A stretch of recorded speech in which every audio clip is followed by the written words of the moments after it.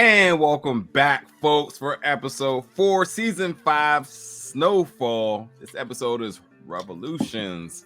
Adrian Lucas here, the usual host of the official Snowfall recap show here at Big Old Belt Media. Man, let's jump right into it. Sissy is back, and I did not expect this to happen so soon, and this changes everything. Everything. She returns from Cuba, and this changes the landscape of everything that we talked about even just last episode. But it does give us a lot of indication of where things going forward. Yep. And we kind of see where all of our folks' stance is at now. So let's kind of talk about that. But yeah, what was your thoughts from the break? Sissy being back bright and early. 4 episodes in.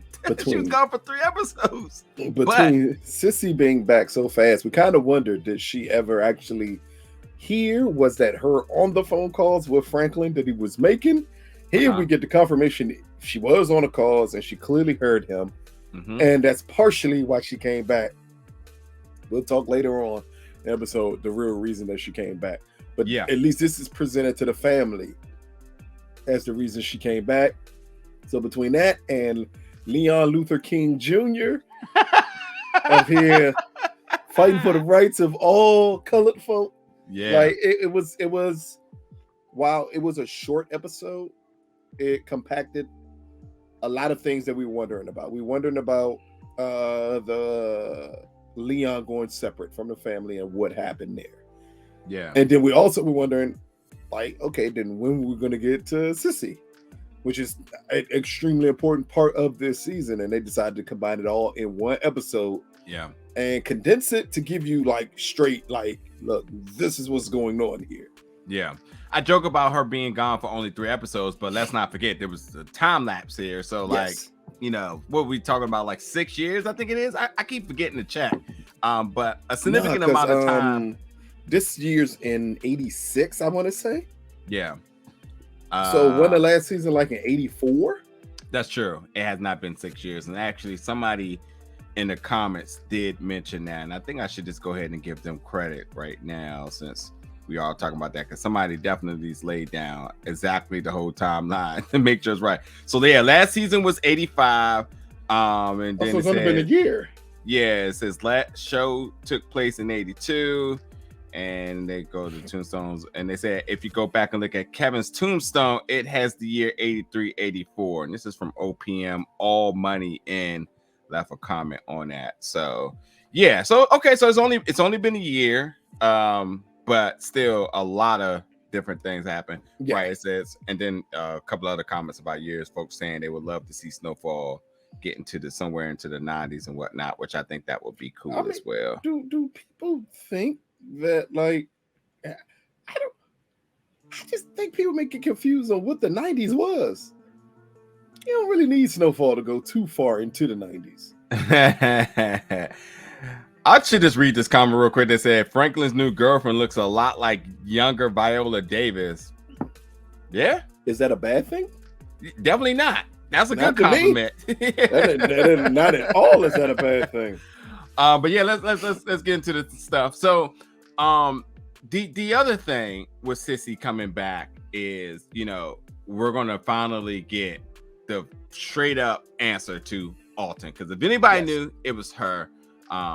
But so seeing her come through, I was just like, oh, this is interesting. And I actually, even before Alton, I thought about like, what's that interaction with her and Veronique's gonna be like? So yeah, we'll definitely get into all that. But let's start off on the top of the episode. Jerome is running shop around with Leon's folks. He's still the big homie, and an OG. So he comes through, and even though it's Leon's people, as we're going to say a lot tonight, that's still Jerome is still very much respected around here. And we notice when Jerome's around them, got a little extra pep in him step. He's not so chilled and laid back and reserved. He's actually like, he said, cut that up. He's doing what he does. He's having a good time, which I think could be interesting going forward. We will see. I got a bad feeling. He's just not taking orders from Louis. He's around them, so right. He's just a little bit free. got a hot prediction, but bad feeling.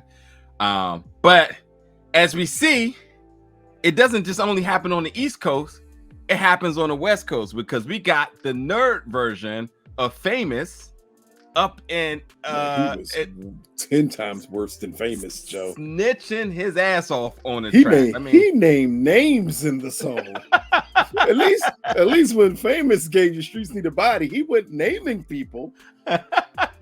This little dude out this joint dropping every name. He might as well start that joint off with, first of all, fuck your set and that click you claim. He might as well start off. Let's hit it up. Oh my God. These smart dudes in the hood, man. It's funny. But this is why smart people shouldn't rap. Because you don't understand when things should not be said. Like, I know it's a hell of an entendre to say Franklin and meaning Franklin as Benjamin and all that other stuff. I understand why you thought, man, this is a bar here. But you got to understand certain things are not to ever be said. Yeah. And when they said give me them cassette tapes, dude was like, y'all about to just kill my whole album. Like he didn't even put into perspective, like, bro, you definitely should catch a bullet off this. Like, yes, you done put everybody on the hook on these shows. Exactly. But I say, my man, we're gonna kill your Get Rich or Die Snitching. We're gonna kill that album. Yeah, I gotta say, my man, Lyrics was he kind of nice with it. He just gotta find another subject matter in this one.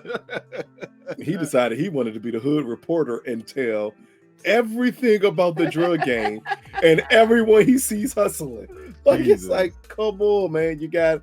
But again, it was just a nice thing for them to portray it that way, because you needed someone to show, like, okay, maybe too much stuff is getting out. Yeah. And for the dude who is skateboarding in the 80s, which is unto itself weird in the hood, and you're skateboarding in the 80s, and yet on a track, you up here sounding like DJ Ren. Like, it just throws you off. Oh boy. He a trendsetter, man. He doesn't even know that whole wave of Cali coming in about the next 20 years. He way ahead of it. Hey, a little game, Joe. He was dropping names left and right. So I was just amazed that they went that far with it. I'm like, dog, like you. So you're just gonna name everybody? Yeah, he went in. Okay. He said, I'm just observing the hood out here. I was like, shit. But I mean, you're right, though. As wild as what the lyrics are, if he's able to pick up on all of this, that's not good. It's a problem. Because the key part was saying, I'm just observing what's going on. So if he can just observe all those names and how those people are moving in the hood, that tells you just how reckless you're being. Yep. So immediately after that, the cop, Buckley, rolls up on Leon and them. And this is where this is the impactful moment where we start to see Leon's revolution starts, because this was the LAPD crash unit, and it came through to raid the projects. And can I ask an odd question here? Are they not drug dealers? They are. So, I mean, because well, Leon just feels like you just can't profile us because we black out here, even though we doing some things. But you're literally selling drugs. Yeah, I mean, I thought Sissy was going to kind of go towards that, but I don't think it should have been. I mean, if this had been a real conversation, I think she would have done that. But for show purposes, I think you just want to just kind of stay away from the idea of saying, like, Leon, you're kind of an idiot on this note. You want him to be empowered and thinking, like, I'm sticking up for black folk, but you're sticking up for all the niggas who's selling drugs with you. Yeah, you're no literally doubt. attempting to stick up for the black folks, destroying the black community that you're living in. Right. Come on, son. But also Leon's stance is a little bit different than Franklin's, because he's not trying to move the drugs. He's just trying to keep the hood being hood and everybody being strapped and just doing what they do. Maybe sell a little bit of something, but like not try to take over complete communities and then cities and then this big expansion Franklin got going on. It's him living a fantasy world that believes you can do what you're doing and it's not going to have an effect on your neighborhood. It's like the drug dealer who floods the street with as much stuff as humanly possible, but then buys the kids a rec center. Right. I mean, that's Like, that's where he's going. That's where he's going at. Like, yeah, it's counterproductive. To his defense, though, because what he's doing is small man's game, and what he see Franklin doing is like monumental, where he's like, I'm just a little ant out here. Like I'm good for the little stuff that I'm doing, but no matter what, it influences a negative change of some sort just by what you're doing. And like I get his side in it, and I think we'll talk a little bit more about it, but like, yes, all actions have reactions. It's like Leon wanted them to start singing "Lift Every Voice and Sing." Definitely coming episode 5. But the Buckley guy rose up, and this is where I start to, like, a light bulb goes off, and I start to think that I wonder, do Louie give up Leon? Give up Leon. Give up the meat, right? She got to give up the red meat somewhere. And I'm like, Leon is an interesting one, because when you start to kind of do process of elimination, seems to be, well, a good candidate that doesn't really affect anything. Because why? Because if Leon's gone, then guess who runs it? Jerome. And how happy would he be if he can do that? I mean, he already got the respect, so the change in power ain't really a big flux of change. It's just he's someone who will never snitch. It's just but listen, the other dangerous thing about that is, well, you also don't want the feds snooping around there, because you got this dude out here making tracks that is like he's on Alton level at this point. Like, exactly. My man knows some things. Like, you might not want the feds going around there looking for trouble. Alton was trying to just do a little podcast. This nigga trying to hit number 1 on the Billboard chart. It's snitching. It's a completely different thing. Yeah. But Franklin obviously knows about this, and he goes to Teddy that says, I need you to get some heat out of the projects. But Teddy said, I don't think you should worry about it. Plus, he doesn't have any connections now, because LAPD has been kind of ramping up their efforts since the streets is hot, and also because of what Teddy was kind of snitched on out here. It's not really having too many connections like he had back in the day. But go ahead. But I think it's very interesting for him to even start off by saying, I don't think you should worry about it. It's him saying, stop playing the small business aspect of this. Why the hell do you care what happens in the projects? We know why.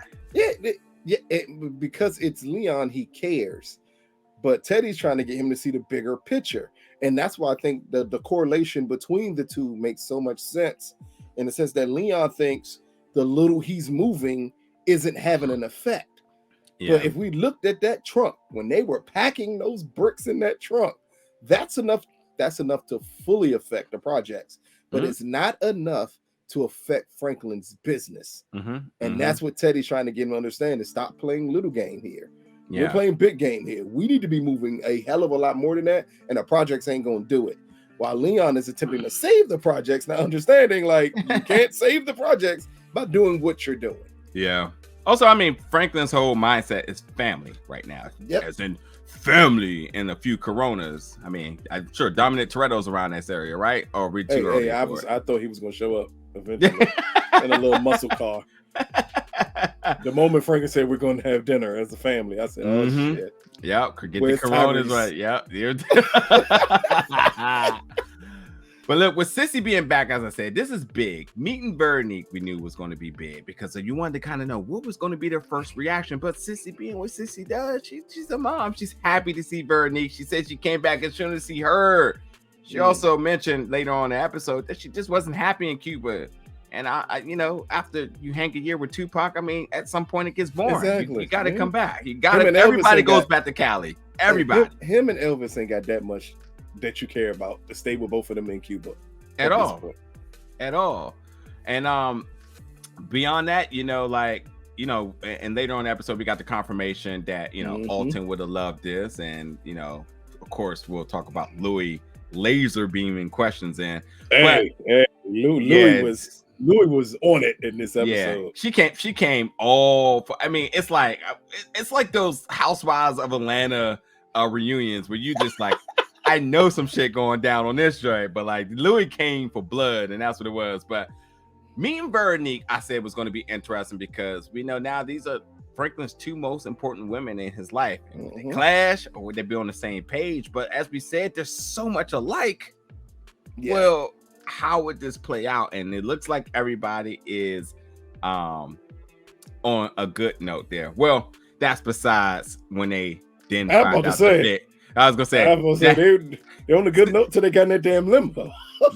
Well, I forgot about that. No, yeah, we'll get there. No, I ain't forget about it. We'll get there. But no, in the club though, when Sissy's there, and then it's just like, oh my God, they's back, and it's all good feeling and whatnot. But let's not forget, everybody hadn't heard the news. Yes. So that's when, baby. Yeah. So that's when she said, like once I heard, I came back, which you already said that the phone call communication, even though it sounds staticky on our end, or should we say on Franklin's end, she did hear it and she immediately came back. Which I do have a question because I thought they were put into Cuba in terms of just like safety, protection, isolation, whatnot. I guess like an international WITSEC, but whatever. But her coming back seemed to had not been any bit of an obstacle. So I'm wondering what kept her out there for so long, period. I'm confused on how you could so freely travel to Cuba in the 80s. Yeah, well. You can't travel there now. Yeah. That freely. But again, it's what year did the Cuban missile crisis happen? Way before this. Yeah. Yeah. Like it was just odd that she's like, oh no, I'm just coming back from Cuba now. It's like, did you get a flight? Because you just can't get into the U.S. from Cuba. Yeah. You're right. It was 1962. But so like I said, when the news came about, we had to read the room. Jerome was happy. Louis knew better. Veronique, that's the best way to put it. Yeah, right. Veronique and Sissy took to each other really well. Franklin was always happy. Leon was not happy. Leon was like, and I don't think he wasn't happy about the news. I think he just was just like, I can't deal with this family stuff. I got to get out here and protest. Like, my man needed to get down to Black Lives Matter Boulevard and wow. He had to make a few stops down in the Georgia area. He had a couple of landmarks he had to hit before he could be about. How dare you profile these drug dealers for being drug dealers? He had to get down to Selma. Yeah, he had some stops before he could care about this goddamn baby. He said, fuck these kids. I gotta get out here for my folks and whatnot. And immediately after that, Leon said, I need the straps. He went and got some heavy major weaponry and artillery because he said, nah, I'm not. This is when we saw. This is at this moment is when we knew that Leon Luther King was born.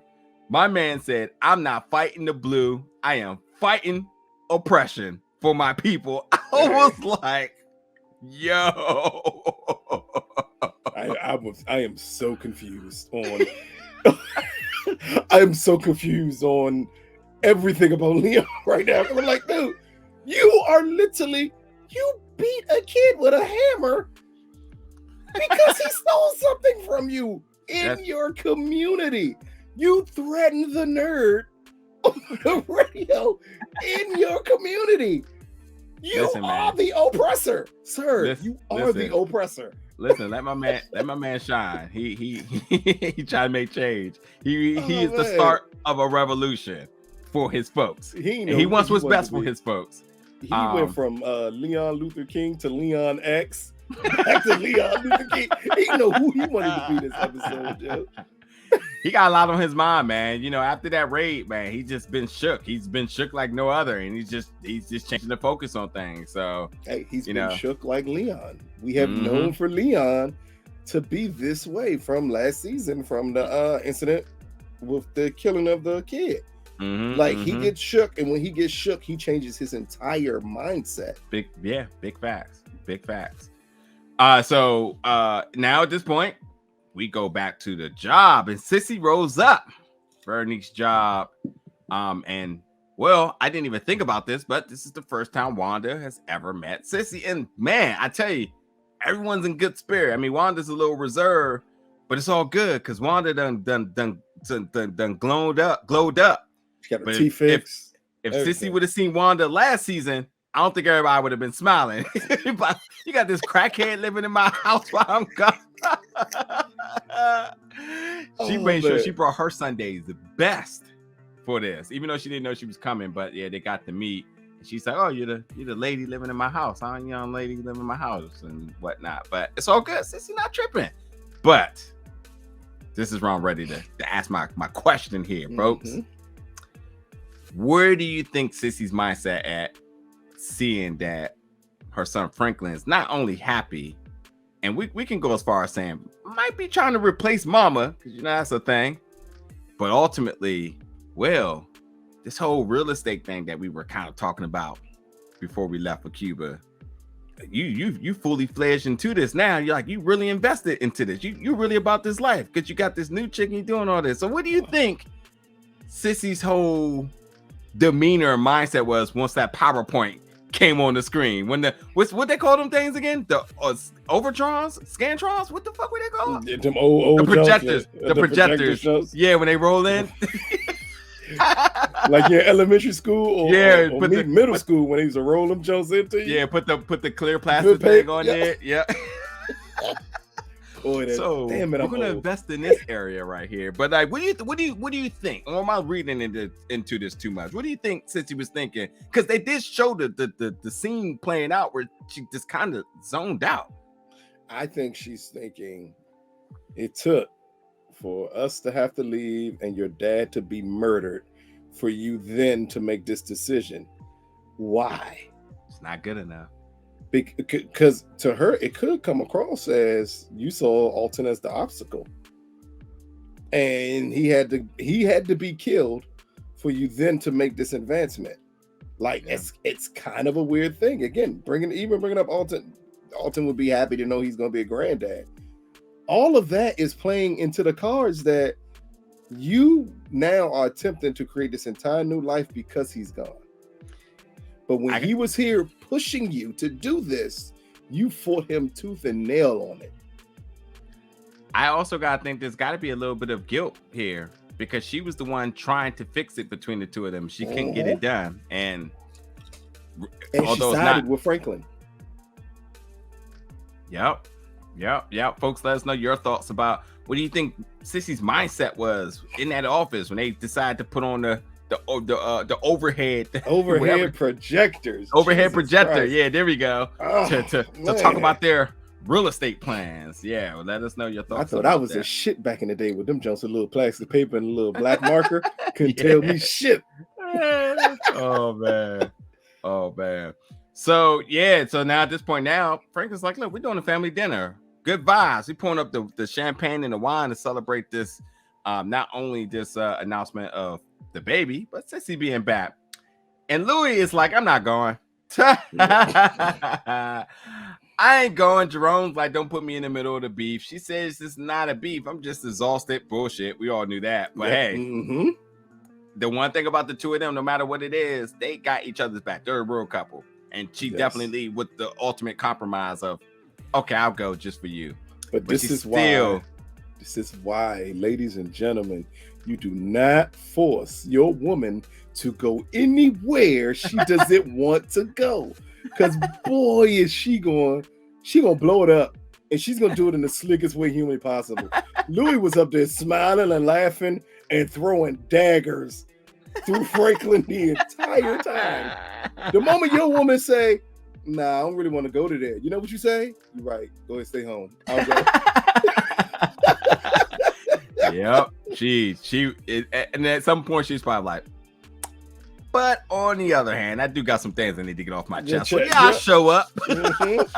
I got something for it. But I mean, yeah, a lot was said. I mean, right, when you said Sissy said Alton would have loved this, and then Sissy was ever there like, so by the way, for 2 episodes consecutively, what happened to him? Because we want to know. And she made it very clear that he was killed by Teddy. After Louis said, so any information on how he was killed? Mm-hmm. And the look Franklin gave her when he asked that question, oh man, that was she knew exactly what she was doing there. The goal was to make Franklin uncomfortable and in denial. Yeah, straight up. Straight up denial. He can say whatever you want. He can cop a plea, but the facts are the facts at this point now is that, well, mama said it happened, so that's what it is. And you can say, oh, well, it wouldn't have been of his best interest, or he wouldn't have lied, or whatever type of plea he tried to cop.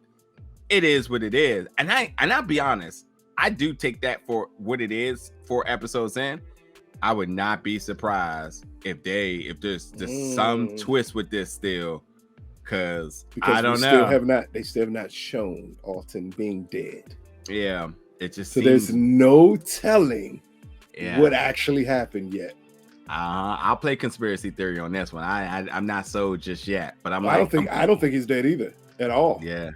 I saw somebody in the comments write a very sophisticated explanation as to what's happening with him, and they said they think that Teddy just immobiled him and just straight up limbs and just completely handicapped him so that he suffered. I thought that was a little bit sadistic, but I started to think that I wouldn't be surprised if he did put him in some type of a situation where he is either held captive or he's used as collateral, because as much as he is a liability for you, he is a value of somebody you may need. And we know how Teddy is with his connections. So I think he just disappeared him. That's the best way to put it.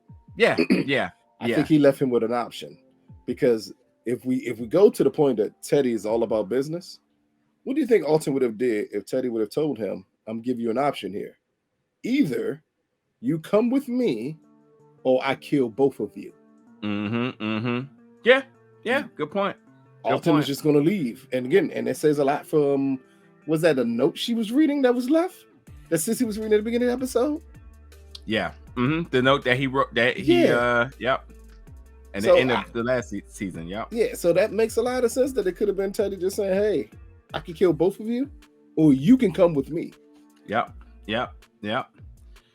But so clearly Sissy is very much in the know that there's some tension between Louis and Franklin, and we'll see more of that to come. Now, the other big thing is that, well, Teddy is back, which is a big thing for, well, maybe not everybody, but Sissy, who we didn't really know was very much lurking for this guy. A lot to talk about in a second with that, but Teddy being back is a thing, because while we know he's here, Sissy didn't know he was back here either, because last time she checked, he couldn't come back because he had been burnt. And Franklin did everything he could to hide it from her. That's why he was mad that Louis kept on bringing it up. Yep. She know what he's doing. She's going to get something out of that at some point. I haven't figured it out, but we will see. But the other thing with all of this is the limo ride back. I mean, first off, why everything seems to be all copacetic, that is a lie, ladies and gentlemen, because while we thought Veronique and Sissy may be on good terms, and they are, because the whole objective is a healthy baby and a happy family. But young lady, you got to stay in your place when mama talking to her boy. You got to know. Don't you be suggesting anything when mama talking here now. They were nice and good until mama told her to shut the fuck up in the most polite way humanly possible. Straight up. Hey, mama.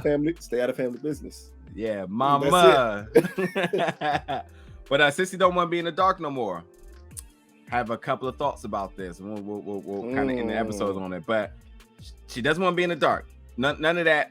Learning about things last. She needs to know things up front.